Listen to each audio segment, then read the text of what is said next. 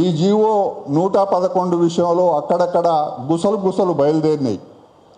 Congress party ఎందుకు మౌనంగా ఉంది అని. మౌనంగా ఏం లేం. అసెంబ్లీలో ముఖ్యమంత్రి గారు హుటాహుటిన పద్దులైపోయినాయి. తన కొడుకే మున్సిపల్ అడ్మినిస్ట్రేషన్ మినిస్టరు. పద్దులు డిస్కషన్ అయిన చర్చ అయిన తర్వాత మాట్లాడిండు. కేటీఆర్ గారు ఒక్క మాట కూడా చెప్పలే. 111 జీవో ఎత్తేస్తామనో ఇంకా పటిష్టంగా చేస్తామనో ఒక్క మాట కూడా మాట్లాడలే. బాధ్యత గల కన్సర్న్ మినిస్టరు ప్రస్తావన చేయకుండా చర్చ జరిగితే కూడా ఏ పార్టీ కానీ ఎవరు కానీ అక్కడ ప్రస్తావన రాలే. పద్దు పాస్ అయిపోయింది. ముఖ్యమంత్రి గారు ఢిల్లీ నుంచి వచ్చిండ్రు.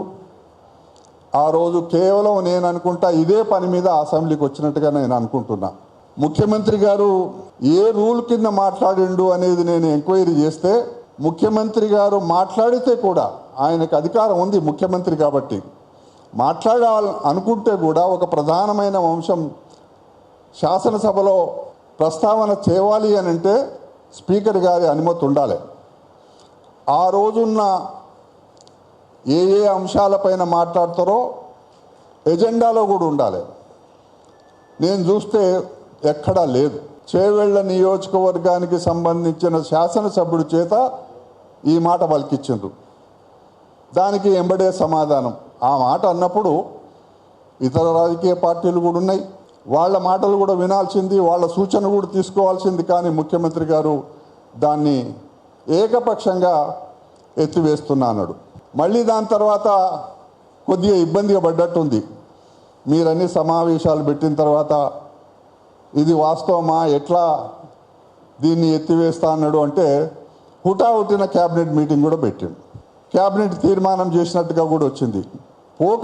క్యాబినెట్కు పోకముందే పురుషోత్తం రెడ్డి గారితో మాట్లాడాలి, రాజకీయ పార్టీలతో మాట్లాడాలి, ఇంకా లేకపోతే రైతులతో మాట్లాడాలి, అన్ని రాజకీయ పార్టీలతో మాట్లాడాలి, ఎక్స్పర్ట్స్తో మాట్లాడి ఆ తీర్మానం ఎందుకు 111 జీవో ఎత్తివేస్తున్నాము అనే ప్రస్తావన అందులో పెట్టకుండా క్యాబినెట్కు పంపించడం అనేది అది కరెక్ట్ కాదు. ఏదైనా ఒక క్యాబినెట్ సమావేశానికి పోయినప్పుడు ఈ కారణం చేత ఎత్తేస్తున్నాము, ఎత్తేయకపోతే చాలామంది చచ్చిపోతారు, ఇంకా లేకపోతే ప్రళయం వస్తుంది, ఏదైనా బలమైన కారణం చెప్పాలి కదా. అంటే నేను ఎందుకు మనవి చేస్తూ ఉన్నానంటే ఈరోజు నేను రాజకీయం తలుచుకోలేదు, కానీ వ్యవస్థలను పూర్తిగా భ్రష్టు పట్టించి చివరికి శాసనసభను కూడా తప్పుదో పట్టించే పద్ధతిలో ఈరోజు ప్రధానమైన కీలకమైన అంశాలు ప్రకటన చేయడం ఇది మంచి పద్ధతి కాదు. మనమందరం హైదరాబాదులో ఉన్నాము, మనమంతా గ్రామాల నుంచి వచ్చిన వాళ్ళం. అంజయ్య గారు ముఖ్యమంత్రి అయిన తర్వాత నీటికి చాలా ఎద్దడి వచ్చింది. నేను అనుకుంటా హైదరాబాదులో మొట్టమొదటిసారి బోర్ల వ్యవహారం వచ్చింది. మన ఇళ్లలో బోర్లు వేసుకొని నీళ్లు తోడుకొని ఆ నీళ్ళే వడబోసుకొని తాగే పరిస్థితి కూడా ఉండే. గౌరవ ముఖ్యమంత్రి గారు కేసీఆర్ గారు ఎవరిని సంప్రదించకుండా తీసుకోవడం వల్ల అనేకమైన అనుమానాలు వచ్చినాయి. మన ప్రాంతం, మన చెరువులు, మన భూములు, మన తెలంగాణ ఎట్లా కాపాడుకోవాలనేదే ముఖ్యం, కానీ ఇంట్లో రాజకీయాలు అక్కర్లేదు అని మాట్లాడినప్పుడు చేవేళ్ళకి రమ్మన్నారు. వెళ్తా. ఇప్పటి వరకు నాకు తెలిసిన సమాచారం ప్రకారంగా 80% భూములు రైతుల నుంచి వ్యాపారస్తులు, రియల్ ఎస్టేట్ వ్యాపారస్తులు, రాజకీయ నాయకులు, డబ్బున్న వాళ్ళ చేతులలోకి వెళ్ళిపోయినాయి. 80% వెళ్ళిపోయినాయి. తెలుస్తుంది కదా నిజంగా రైతులేనా లేకపోతే రియల్ ఎస్టేట్ వ్యాపారం చేసేవాళ్ళేనా? రియల్ ఎస్టేట్ వ్యాపారం చేసేవాళ్ళు అయితే ముఖ్యమంత్రి బంధువులా, కోదండరెడ్డి బంధువులా అనేది తెలిసిపోతుంది కదా. రైతులు ఇప్పటికీ వ్యవసాయం చేస్తున్నారు. అక్కడ కూరగాయలు పండిస్తున్నారు, ఆకుకూరలు పండిస్తున్నారు, నానా ఇబ్బందులు పడుతున్నారు. వాళ్ళ కళ్ళ ముందు కోట్ల రూపాయలలో అమ్ముకుంటుంటే కూడా వాళ్లకు అమ్ముకొని ఏం చేయాలి, నేను వ్యవసాయం చేసుకోవాలి కానీ తపనతో వాళ్ళు ఉన్నారు. కాబట్టి మీరు ఆ పూర్తి సర్వే తీసుకొని ఏ గ్రామాలైతే క్యాచ్మెంట్ ఏరియాలో ఉన్నాయో, క్యాచ్మెంట్ ఏరియా చాలా ముఖ్యం. అంటే వర్షపు నీళ్ల ప్రవాహము చక్కగా హుస్సేన్ సాగర్, హిమాయత్ సాగర్లకు వచ్చే ప్రాంతాన్ని, ఎఫ్టీఎల్ను ఫుల్ ట్యాంక్ లెవెల్లో ఇప్పటికే వ్యాపారాలు జరుగుతున్నాయి. రైతులు నిజంగా వ్యవసాయం చేస్తున్న వాళ్ళు నేను అనుకుంటా 20-15% కంటే ఎక్కువ ఉండరు. వాళ్ళకి రేపు మీరందరూ నిష్ణాతులైన వాళ్ళు కూర్చొని ఒక తీర్మానం చేసేటప్పుడు ఆ రైతులకి మీరు వ్యవసాయాన్నే నమ్ముకొని ఉన్నారు కాబట్టి, మీ భూముల నుంచినే నీళ్లు హుస్సేన్ సాగర్ హిమాయత్ సాగర్కి వస్తున్నాయి కాబట్టి, మీరు త్యాగం చేస్తున్నారు కాబట్టి వాళ్ళకి ఒక రెమ్యునరేషన్ అనేది సాలీనా వాళ్ళకి ఇవ్వాలి. ఇట్లాంటివన్నీ కూడా అనేక సందర్భాల్లో మేము రిప్రజెంటేషన్ గవర్నమెంట్కు చేసినాం, రైతుల పక్షాన చేసినాం, ప్రజల పక్షాన చేసినాం. అందువల్ల నేను ఒక మాట ఇక్కడ చివరిగా మనవి చేయదలుచుకున్న ఏంటంటే, కాంగ్రెస్ పార్టీ విధానం ఆనాడు నేను హుడా చైర్మన్గా ఉన్నప్పుడు ఏ విధానం అవలంబించినామో రేపు కూడా అదే విధానాన్ని అవలంబిస్తాము. ఒకటే, రైతులు ఎవరైతే భూములు ఇప్పటివరకు వ్యవసాయం చేసుకుంటున్నారో వాళ్ళకు హక్కులు కలిగించాలి, వాళ్ళకు రెమ్యునరేషన్ ఇవ్వాలి. దీన్ని కాస్త సర్వే చేయండి. తెలంగాణ రాష్ట్రంలో ఈ అంశం చాలా కీలకమైనదిగా పరిణమించింది. జీవో 111 ఎత్తివేస్తాము అని ఎన్నికల ప్రచార సమయంలో అధికార పక్షానికి చెందిన నాయకులు చెప్పడం, తర్వాత శాసనసభ వేదిక నుంచి మాట్లాడడం, చివరికి మంత్రివర్గం ఆమోదించడం వరకు వెళ్ళింది. 111కు సంబంధించి ప్రజాభిప్రాయాన్ని మన్నిస్తూ ప్రభుత్వం సమీక్ష చేస్తుందా చేయదా? సమీక్ష చేయకపోతే అది ప్రజాస్వామ్య ప్రభుత్వం కాదు. జీవోలు తీసుకురావడానికైనా జీవోలు ఎత్తివేయడానికైనా ప్రభుత్వాలకున్న ఒకే ఒక ప్రాతిపదిక ప్రజాభిష్టం. ప్రజల యొక్క ఇష్టాన్ని బట్టే ప్రభుత్వాలు నిర్ణయాలు తీసుకోవాలి అన్నప్పుడు ప్రజాభిష్టం ఎట్లా ఉంది అని అంటే వాళ్ళు చెప్తున్నారు ఏంటంటే ఎత్తేయమని అడుగుతున్నారు. మనం కొంచెం వెనక్కి వెళ్దాం. 2018 ఎలక్షన్ క్యాంపెయిన్లో స్వయంగా ముఖ్యమంత్రి గారే ఒక ఎన్నికల ప్రచారంలో మాట్లాడుతూ మిగతా వాళ్ళందరూ భూముల ధరలు విపరీతంగా పెరిగి వాళ్ళే ఎందుకు అభివృద్ధి చెందాలి, ప్రగతిలో వెళ్ళాలి, మీరు మాత్రం ఎందుకు వెళ్ళకూడదు, మీ భూములకు ఎకరం 20 లక్షలు వచ్చేటట్టు చూస్తాను అని ముఖ్యమంత్రి గారు హామీ ఇచ్చారు. ఓకే, అది ప్రజాభిప్రాయాన్ని ప్రజా అభిష్టాన్ని పాలకులు నెరవేర్చడం అనుకుందాం. అంటే నాకు ఒక ఎకరం ఉంది అంటే ఈ జీవో 111 వర్తించే 86 గ్రామాల పరిధిలో నాకు ఒక ఎకరం ఉంటే ముఖ్యమంత్రి గారు హామీ ఇచ్చినట్టుగా దాని ధర 20 లక్షలు, ఎకరం 20 లక్షలు కావాలని నేను కోరుకుంటా. కానీ భూమి లేని వాళ్ళు కోరుకోరు కదా. భూమి లేనివాడు ఒక అర ఎకరమో పావెకరమో ఒక 500 గజాలు కొనుక్కోవాలంటే ఆ ధర సగటున 20 లక్షల నుంచి 15 లక్షల నుంచి 5 లక్షల నుంచి లక్షకు 50,000 ఎకరమో రావాలని భూమి లేనివాడు కోరుకుంటాడు కదా. మరి ప్రభుత్వాలు వాళ్ళ అభిష్టాలని కూడా నెరవేర్చాలి కదా.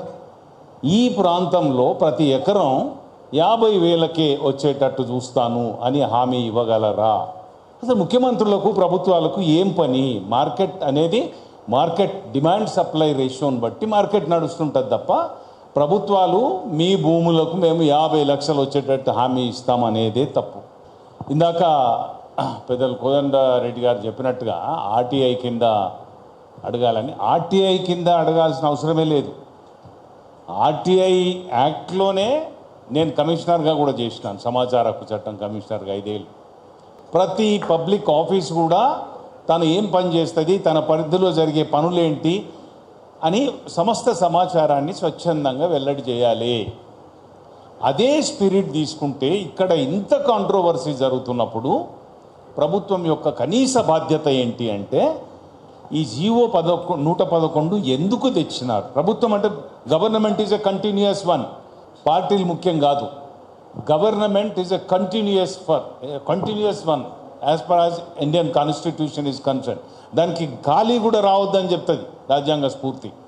అంటే ప్రభుత్వం నిరవధికంగా కొనసాగేటప్పుడు ఒక ప్రభుత్వమే అక్కడ జలాశయాల్ని పరిరక్షించాలి అనే ఉద్దేశంతో అనేక అంశాలను పరిగణలోకి తీసుకొని 111 తీసుకొచ్చినప్పుడు అదే ప్రభుత్వము అంతే సమానమైన జవాబుదారీతనంతో ప్రజలకి ఎందుకు తొలగిస్తున్నారో, తొలగించడం ఎంత హేతుబద్ధమో, అవసరమో అనవసరమో, ప్రజాభిప్రాయానికి అనుకూలమో కాదో అదే ప్రభుత్వానికి బాధ్యత ఉంటుంది. ఇక్కడ పార్టీలు నిమిత్త మాత్రం.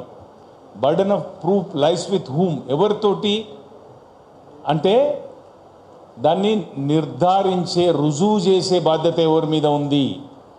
అంటే అభియోగం మోపిన వాళ్ళ మీద ఉంటుందా, అభియోగం ఎదుర్కొంటున్న వాళ్ళ మీద ఉంటుందా అనే దాన్ని బట్టే న్యాయ ప్రక్రియ సాగుతుంది. ప్రభుత్వం మీద ఉంది. 111 ఎత్తేయడానికి అవసరమైన సహేతుకమైన ప్రజాభిప్రాయం, ప్రజాభిష్టం ఇట్లా ఉంది అని సహేతుకంగా నిరూపించాల్సిన బాధ్యత ప్రభుత్వం మీద ఉంది తప్ప 111 ఎత్తేయాల్సిన అవసరం లేదు అని నిరూపించాల్సిన బర్డెన్ ఆఫ్ ప్రూఫ్ ప్రజల పట్ల, ప్రజా సంఘాల పట్ల, పౌర సమాజం పట్ల లేదు. ఇది మన బాధ్యత కాదు. మనం తెలుసుకోగోరుతున్నాం కనుక ప్రభుత్వ కనీస బాధ్యత 111 ఎందుకు ఎత్తేస్తున్నారని కారణం చెప్తే పర్యావరణం గురించి కనీస అవగాహన ఉన్న చిన్న పిల్లలు కూడా నవ్వుకుంటారు ఆ సమాధానాన్ని. తాగునీటి అవసరాలు తీర్చేది ఇప్పుడు ఆ అవసరం లేదు, మనం కృష్ణా నుంచి గోదావరి నుంచి నీళ్ళు తీసుకొచ్చినాం కనుక జలాశయాలే అక్కర్లేదు అన్నప్పుడు వాటిని పరిరక్షించే జీవో 111 కూడా అవసరం లేదు అన్నది అవగాహన రాహిత్యపూరితమైన ప్రకటన. ఎందుకంటే ఆ జీవోలో అనేక అంశాలు ఉన్నాయి. స్ట్రీమ్స్ని ప్రొటెక్ట్ చేయడం ఉంది, జలాశయాల్ని పరిరక్షించడం ఉంది, వాటిలోకి కాలుష్యాలు రాకుండా నివారించడం ఉంది, ఇండస్ట్రియల్ పొల్యూషన్ రాకుండా చూడాల్సింది ఉంది, ఇండస్ట్రియల్ కన్స్ట్రక్షన్స్ జరగకుండా చూడాల్సిన అవసరం ఉంది, వ్యవసాయ యోగ్యమైన భూమిని వ్యవసాయానికి పరిరక్షించాల్సిన అనేక అంశాలు దాంట్లో ఇమిడి ఉన్నాయి. ఇంకా ముఖ్యమైనది నేను చెప్పదలుచుకున్నది తాగునీటిని ఎంత నిర్లక్ష్యం చేస్తాయో ప్రభుత్వాలు మనకు తెలుసు. కృష్ణా నుంచి గోదావరి నుంచి తీసుకొచ్చామని జబ్బలు జరుచుకోవడం కాదు, ఇవాళ ఎంత నీళ్ళని హైదరాబాద్కు తీసుకొస్తున్నాం, ఆ నీళ్లలో ఎంత భాగాన్ని బయటకు పంపడానికి మన దగ్గర వ్యవస్థ ఉంది అని చూస్తే అంతర్జాతీయంగా నవ్వుకుంటారు. మనకున్న డ్రైనేజ్ సిస్టమ్ కానీ వాటర్ని బయటకు పంపించే వ్యవస్థలు కానీ zero thought, zero perception, zero investment, drainage వ్యవస్థనే సరిగ్గా లేదు. ఈ 2 జలాశయాల్ని ప్రొటెక్ట్ చేసుకోవాల్సిన అవసరం పౌరులకు ఉంది. పౌరుల ప్రాథమిక హక్కు, రాజ్యాంగం భద్రత కల్పించినటువంటి హక్కు. ఈ హక్కును హరించే అధికారము ఏ పాలకులకి లేదు. వాళ్ళు మనం కల్లారా చూసినాం, ఈ హుస్సేన్ సాగర్ని ఎన్ని రకాలుగా చిత్ర హింసలు చేసి దాని చుట్టూ ఉన్న స్థలాన్ని ఖరీదు కమ్మేసినారో చూసినాం మన కళ్ళ ముందట. అట్లా ఈ 2 జలాశయాల స్థలాల్ని కూడా, అంటే ఒక 5 ఏళ్ల కోసం ఎన్నికైన ప్రభుత్వాలు 100 సంవత్సరాల నుంచి ప్రోధి చేసుకున్న సహజ వనరుల్ని ఇంకొక 100 సంవత్సరాలకు భరోసా ఇచ్చే మన భవిష్యత్తుని తాకట్టు పెట్టే అధికారం ఈ ప్రభుత్వాలకు లేదు. ఆ విషయం మనం చైతన్యపూరితంగా ఉండి అన్ని రకాల ప్రజా ఉద్యమాలు చేయాల్సిన అవసరం ఉంది. అవసరమైతే ఈ ప్రజా ఉద్యమాలు ఎంత తీవ్రస్థాయికి అంటే సహాయ నిరాకరణ వరకు వెళ్ళి ప్రభుత్వాన్ని దారిలోకి తెచ్చుకుంటే తప్ప మనం వీటిని ప్రొటెక్ట్ చేసుకోలేము. ఎందుకంటే మన కళ్ళ ముందట అనేక అనుభవాలు ఉన్నాయి, ఎంత నష్టపోయినామో. ఆ పరిస్థితి రానియకుండా సంఘటితంగా ఉద్యమం చేయాలి అని నా తరఫున మనవి చేస్తూ నాకు ఈ అవకాశం కల్పించినందుకు ధన్యవాదాలు. 111 జీవో చాలా చర్చనీయాంశం అవుతూ ఉంది. ఒక పక్షం వాదనలు విస్తృతంగా ప్రచారంలోకి వస్తూ ఉన్నాయి. 111 జీవో ఎత్తివేయడం ద్వారా 130,600 ఎకరాల ప్రాంగణంలోని ప్రజలకు లబ్ధి చేకూరుస్తూ ఉంది. 2 ప్రాజెక్టుల యొక్క త్రాగునీటి అవసరాలు ఇప్పుడు లేవు. ఇప్పుడు ఆ ప్రాజెక్టులను వీలైనంత మేము కాపాడుతాము, ఈ ప్రాంత ప్రజల్ని నష్టపోతున్నారు ఆర్థిక కాబట్టి ఎత్తివేస్తామని చెప్తా ఉన్నారు. ఒక ప్రాజెక్టు కడితే ఒక త్రాగునీటి కోసమే ఉండదు, లేదు రాష్ట్ర వ్యాప్తంగానే, దేశవ్యాప్తంగానే, ప్రపంచవ్యాప్తంగా కూడా ఒక ప్రాజెక్టు, ఒక చెరువు, ఒక కుంట నిర్మించడం అనేది ఒక త్రాగునీటి అవసరాల కోసమో ఇరిగేషన్ సోర్స్ కోసమే కాదు. ఎకలాజికల్ బ్యాలెన్స్, పర్యావరణాన్ని కాపాడటం వల్ల ఒక చెరువులో నీళ్లు ఉంటే పశువులు, పక్షులు, చేపలు, జలచరాలు అనేక రకాల ఉండడం ద్వారా దాని ఎకలాజికల్ బ్యాలెన్స్ కాపాడబడుతుంది. 111 జీవో ఎత్తివేస్తారంటే ఆల్రెడీ ఈ విషయం సుప్రీంకోర్టులో ఉంది, నేషనల్ గ్రీన్ ట్రిబ్యునల్లో ఉంది, హైకోర్టులో ఉంది, సమాజం ముందు కూడా ఆ చర్చ ఉంది.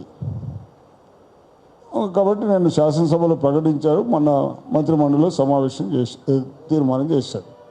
ఒక ఆచరణ ఇంకొక 10 ఏళ్ళ తర్వాత, 20 ఏళ్ళ తర్వాత ప్రతి అంశం రివ్యూ చేయడం కూడా తప్పు కాదు. సర్కమస్టెన్సెస్, పరిసరాలు మారినప్పుడు సమాజంలో అక్కడ ఉన్న సర్కమస్టెన్సెస్ మారినప్పుడు రివ్యూ చేయడం తప్పు కాదు. కానీ ఆ రోజు ఒక జీవో తెచ్చి ఒక సవరణ చేసి ఇప్పుడు సవరణ చేయడం ద్వారా మరింత డ్యామేజ్ జరగద్దు.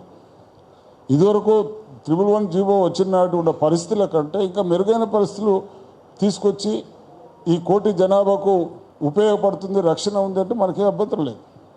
దాన్ని నివృత్తి చేయవలసిన బాధ్యత ప్రభుత్వానికి ఉంది. గుడ్డిగా 111 జీవో ఎత్తేయద్దు, ఓకే ఎత్తేయరు, కానీ హైదరాబాద్కి అన్ని కట్టడాలు అయితే కాలుష్యం వస్తుంది, ఇండస్ట్రీస్ వస్తాయి, ఇల్లీగల్గా అన్నీ వచ్చేస్తాయి. జీవో ఉంటుంది ఏమి, అది లైవ్ ఏమిటి, జీవో చూసుకోవడానికి పనికి వస్తుంది, సుప్రీంకోర్టులో ఆర్డర్స్ పనికి వస్తుంది, సుప్రీంకోర్టు మళ్ళీ దాని కంటిన్యూషన్ ఉండదు, గ్రీన్ ట్రిబ్యునల్ కంటిన్యూషన్ ఉండదు, హైకోర్టులో ఉండవు, కానీ అన్నీ జరిగిపోతాయి. ఒక ప్రభుత్వం అనేది మొత్తం రాష్ట్రంలో మొత్తం 4 కోట్ల మంది ప్రజలకు ఈ ప్రాంతం ఉన్న మొత్తం 2,70,00,000 ఎకరాలు, 2,50,52 లక్షల ఎకరాల భూమి, అడవి అన్నీ పరిరక్షణ చేసే బాధ్యత ప్రభుత్వానికి ఉంది. ప్రభుత్వం అంటే తల్లి విషయం పెడితే మరి ఎవరు కాపాడతారు? కాబట్టి తల్లి లాంటి ప్రభుత్వము తన పిల్లల్ని ఏ రకంగా ఆలోచించాలనో, ఈ రాష్ట్రంలోని ప్రజల్ని, ఈ సమాజాన్ని, భూమిని, ప్రకృతిని, చెరువుల్ని, కుంటల్ని అన్నీ కూడా సంరక్షించే విధంగా ఆలోచించే బాధ్యత ఈ ప్రభుత్వానికి ఉంది. ముందు ఈ రాష్ట్రంలో ఈ పర్యావరణం ఎట్లా కాపాడుతాం. ఆల్రెడీ జీవో 111 అంటే అదివరకే రెవెన్యూ యాక్ట్లో చాలా ఉన్నాయి చెరువులు, కుంటలు కాపాడటానికి. సుప్రీంకోర్టు ఒక తీర్పు ఉన్నది, ఈ రాష్ట్రంలో కానీ దేశంలో ఏ చెరువు అయినా ఏ కుంట అయినా డిస్బ్యాండ్ చేయాలంటే మా అనుమతి లేకుండా చేయొద్దని, సుప్రీంకోర్టు అనుమతి లేకుండా డిస్బ్యాండ్ చేయొద్దని, చిన్న కుంట కూడా చేయొద్దని ఉంది. దురదృష్టం ఏంటంటే ఏ అనుమతి లేదు, అన్నీ పూడ్చివేయబడతా ఉన్నాయి. కానీ ఎప్పుడు ఒకవేళ ఆ విషయం కోర్టు కనుక పోగలిగితే ఖచ్చితంగా ఆదేశాలు వచ్చే అవకాశం కూడా ఉంది. అట్లాగే రెవెన్యూ రికవరీ ప్రకారం క్యాచ్మెంట్ ఏరియాలో కట్టడాలు కానీ తవ్వకాలు కానీ ఏమైనా చేస్తే ఎవరైతే చేశారో అతని దగ్గర అది ఫిల్అప్ చేయడానికి డిమాలిషన్, ఇల్లు కట్టినా, గోడ కట్టినా, పరిశ్రమ కట్టినా అవి తీసేసి వాటికి అయ్యే ఖర్చు అతని దగ్గర రికవరీ చేయమనింది. కాబట్టి హైదరాబాదు ఇంటర్నేషనల్ ఎక్స్పోజర్గా ఉంది, ఇంకా దీనికి చాలా భవిష్యత్తు ఉంది. భవిష్యత్తు అంటే ఒక పరిశ్రమ రావడమే కాదు, దీన్ని ఉన్నతిని కాపాడుకోవడం కోసం ప్రభుత్వం తన చిత్తశుద్ధిని ప్రదర్శించాల్సిన అవసరం ఉంది.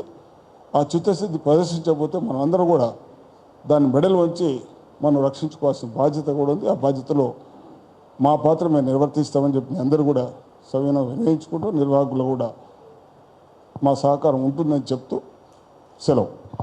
ఈరోజు 111 జీవో మీద అంటే ప్రతిసారి ఏదో ఒక రకంగాననేది జీవోలు తీసుకొని వచ్చేసేసి, ఇప్పుడు కాదు గత ప్రభుత్వాల నుంచి మొదలుకుంటే తెలంగాణ వచ్చినాక కూడా మన ప్రభుత్వం వచ్చింది అని, తెలంగాణ ప్రభుత్వం వచ్చిందని అనుకున్నా కానీ ఎక్కడ మార్పు అని లేదు.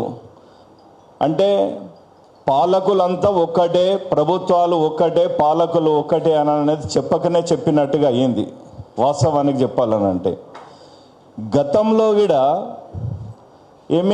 గత ప్రభుత్వాలకు పాలకులకు తెలియదా, అన్నిటికీ చట్టాలు ఉన్నాయి. ఒక కంపెనీ పెట్టాలనంటే, ఒక కెమికల్ ఫ్యాక్టరీ పెట్టాలనంటే దానికి సంబంధించిన నిబంధనలు ఎలా ఉండాలి, దాన్ని ఎట్లా శుద్ధి చేయాలి, దాంట్లో ఆ ఫ్యాక్టరీలో అనేది ఖచ్చితంగా నిబంధనలు అనేది ఉన్నది. ఆ నిబంధనలను గతంలో ఏమన్నా పాటించినరా, ఇప్పుడు పాటిస్తున్నారా, మనకు తెలంగాణ ప్రభుత్వం వచ్చినాక గిడేమన్నా పాటిస్తున్నదా అనేది మనం ప్రశ్నించుకోవాలి. అవన్నీ కూడా చాలా అన్నట్టుగా గతంలోనే నిజాం నవాబు హైదరాబాదు పట్టణాన్ని ఎన్ని వేల కుటుంబాలు ఉన్నాయి, ఎంత జనాభా ఉన్నదని చెప్పేసేసి అల్లికేఫ్ చౌరస్తా దగ్గర పటేల్ నగర్లో ఒక ఫిల్టర్ ప్లాంట్ అనేది మురుగునీరు శుద్ధి కేంద్రం అనేది ఏర్పాటు చేసిండ్రు ఆ రోజులలో. మరి ఈ రోజులలో టెక్నాలజీ పెరిగింది, అంత పెరిగింది, కానీ పాలకులు ప్రభుత్వాలు వచ్చిన తర్వాత అదే ప్రజల చేత వసూలు చేసిన డబ్బును, పన్ను రూపకంగా వసూలు చేసిన డబ్బును తీసుకునే ఆఫీసర్లు కూడా ఒక నియమ నిబంధనలతోటి ఏ విధంగా ఒక ఫ్యాక్టరీ కట్టాలనేది లేకుండా మొత్తం ఒక మూసీ నదికే, ఇప్పుడు పెద్దలందరూ చెప్పారు మూసీ మూసీ మూసీ అనేది ప్రతి ఒక్కరు కూడా చెప్పారు. ఒక జీవనదిని ఈరోజు ఒక మురికి కూపంగా తయారు చేసి దాంట్లో మనుషులే కాదు, పశువులే కాదు, పశుపక్షాదులు కూడా బతకలేని పరిస్థితులు అనేది చేయగలిగినారు. దానికి కారకులు ఎవరు? మనమే మానవ జన్మ ఎత్తిన వాళ్ళు, చదువుకున్న ఉన్నతాధికారులు, అదేవిధంగా మనం ఓట్లేసిన రాజకీయ నాయకులే ఈరోజు మూసికి ఉండొద్దు అని చెప్పేసి 3 కిలోమీటర్ల అటువైపులా ఇటువైపుల దూరంలో ఉంటున్నారు. తెలియని వాళ్ళు ఏం చేస్తున్నారు, ఏదో రేపు శుద్ధి అవుతుంది కదా రేపు అని చెప్పేసి డబ్బులు దందా లెక్క ప్రభుత్వాలు మొత్తము ఒక రియల్ ఎస్టేట్ దందా అనేది మొదలుపెట్టింది. అది చేస్తాం ఇది చేస్తామని, కానీ ఏది చెయ్యరు. ఈరోజు కూడా ఇప్పుడు 111 జీవో ఎత్తేసిన తర్వాత ఎన్ని వేల లీటర్లు, ఎన్ని కోట్ల లీటర్లు వ్యర్థ జలాలు వస్తున్నాయి. అక్కడ ఇంకా పైన ఇంకా ఫ్యాక్టరీలు కట్టేసేస్తే ఇక్కడ ఉన్న చెరువులను కాలుష్యం చేసిండ్రు, ఉన్న నదులను కాలుష్యం చేసిండ్రు. ఎవరు కూడా ఈరోజే నేను చెప్తున్నాను, మా దగ్గర 2 సంవత్సరాలకు ఒక్కసారి 3 సంవత్సరాలకు ఒక్కసారి కంటి ఆపరేషన్ల కోసానికి అనేది 100